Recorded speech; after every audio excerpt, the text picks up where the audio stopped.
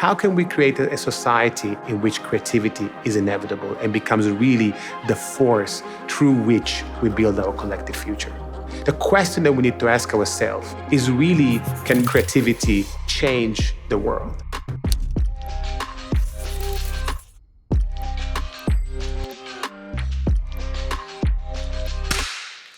I was not expecting that. We all live the same problems. And now the world is in the highest peak of interconnectedness. But it's really, how can we dialogue together so that we can bring about change? In the same way that we have NGOs, businesses, social entrepreneurs, we do believe that Creativity Pioneers is a completely new cluster. So ultimately, the Creativity Pioneers Fund is an effort to really try to build an ecosystem around the creativity pioneers.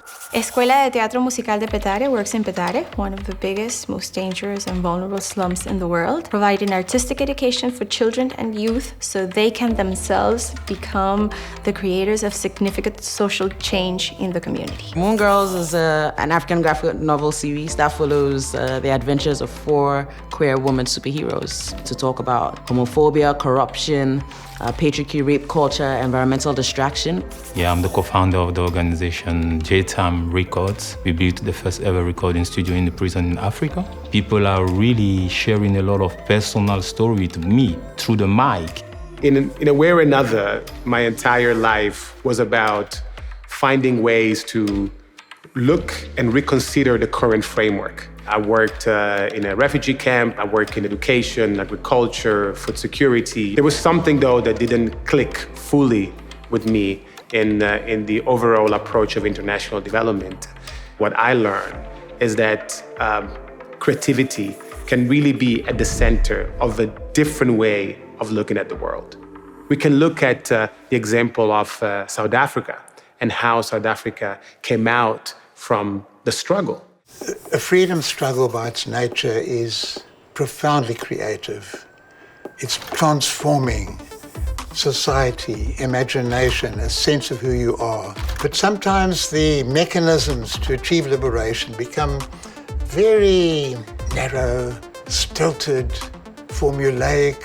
So in this sense, really, creativity, it is not something that is just an extra. It's the fundamental engine that can move the world forward. I think the conventional interventions underestimate the power of creativity. It allows people to inhabit other people's shoes. It allows a space for magic. I came pretty much to the end of the road of what I could do with my traditional toolbox. And that's when I encountered colleagues at the Moleskine Foundation who offered me a very different viewpoint on how arts and cultures could be ways to show the potential of humanity, the potential of creativity, the potential of imagination. Historically, creativity pioneers, creative change makers, has been overlooked, has been underfunded. They somehow fall at the margin of social change. We need to really broaden out our sense of creativity away from this notion of it being cute and a nice to have, to turn it into something extremely concrete and very practical. Creativity provides the people that we are working with a platform, with a voice in society.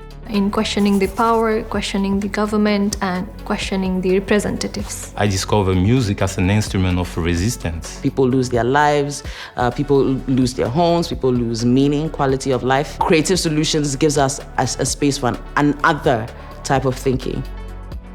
Creativity pioneers are change makers that are able to combine the heart and the mind. They are able to combine poetry with a pragmatic approach to social change. They are a global organization, local and global at the same time.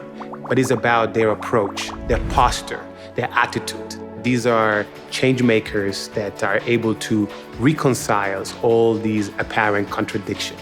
And to do that, they have the first and main feature, that is the courage to believe in their approach. And there's just like a spark that is there and it's alive. They will never be willing to let it fade. The lens that which society has been built through has limited the vision, the understanding of what creativity can bring.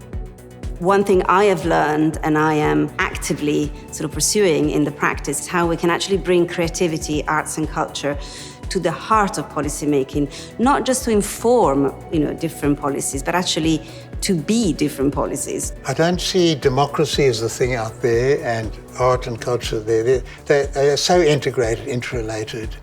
The democracy is enriched, it's strengthened, it's given vitality through the infusion of art. We cannot tackle the system as a whole. While if we go to the local, we can move from theory to the practice, because that is the seed to bring about change at a global level. It's about showing the world that there is a movement, there is a group of change makers that are really bringing about change in a completely different way, can instill that spark, that collective spark that can really change the way we can build our collective future.